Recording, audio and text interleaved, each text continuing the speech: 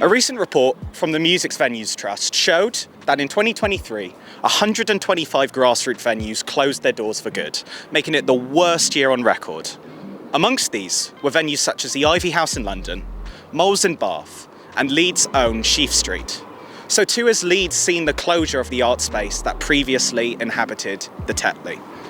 Recent findings show that excluding the rising cost of utilities, rent has risen 38% on average, and profit margins have sat at a mere 0.5% for these grassroots venues. This is in contrast to a 38% rise in profits for those higher up in the sector. Despite rising costs following the pandemic, the 2023 budget announced by the UK government contains little support for these venues, with more than 80% of public funding for music going towards opera and classical. This comes in face of record-breaking billions being spent on ticket sales in the UK, with the summer of 2023 seeing an increase of stadium and outdoor gigs. £23.6 million of these sales went towards grassroots venues. Yet despite this, the UK is losing its independent venues at an increasing rate. To investigate, we talked with a few of our local venues still operating here in Leeds. Hi, my name's Jack Simpson and I started Hyde Park Book Club with a friend and run it with a group of colleagues. My name's Rick Wade. I'm the owner of Northern Guitars Cafe Bar in Leeds.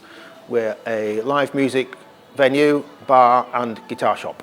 I'm Emily Cullen and I am the manager of Cellar Bar in Leeds on New Briggate. So how long have you been running Book Club then?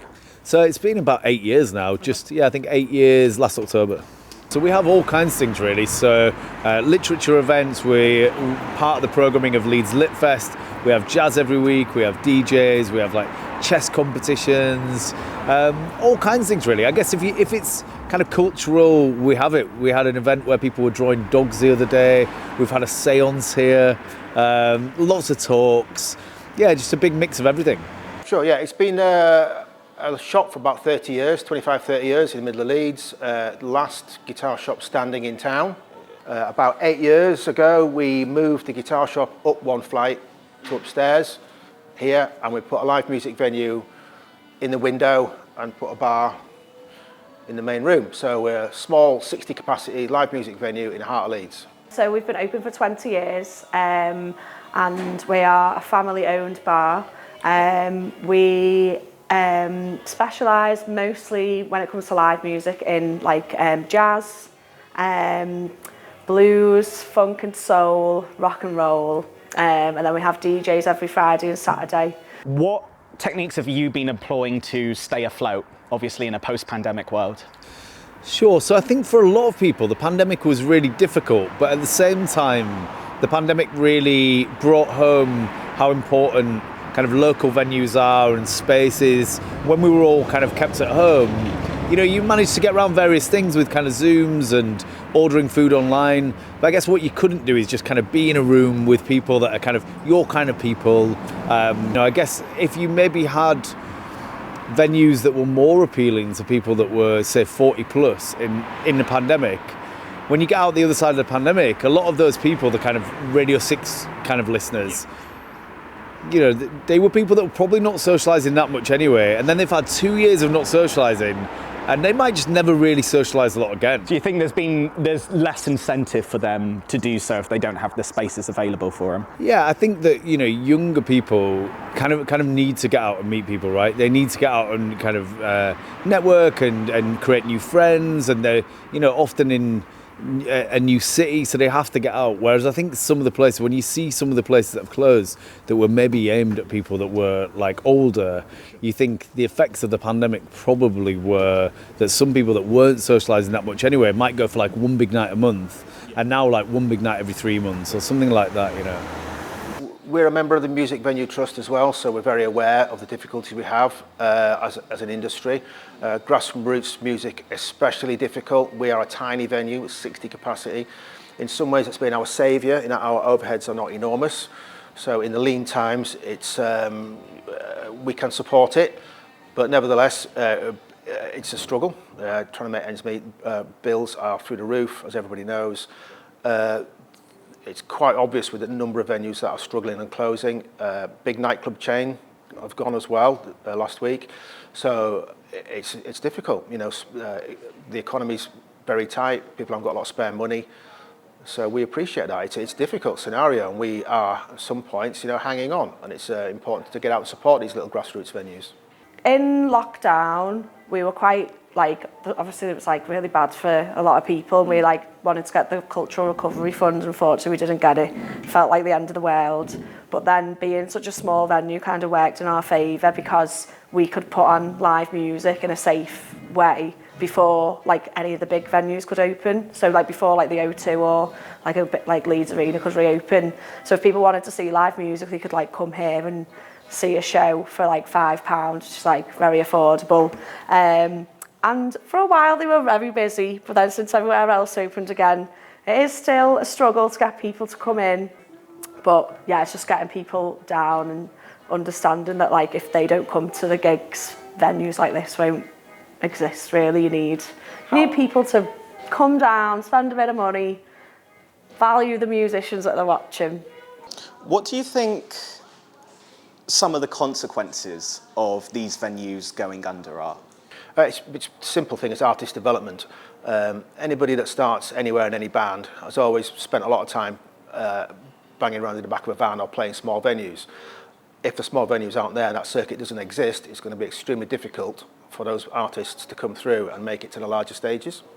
The only funding we've applied for recently was the Cultural Recovery Fund. We didn't get it, unfortunately. And then when I think they did do a third one, slightly smaller. I think there was the first one, and then everyone was I don't think we applied for the first one. And then we were all and think then everyone was oh, I've heard of this thing, we need to apply for it. Then we didn't get that.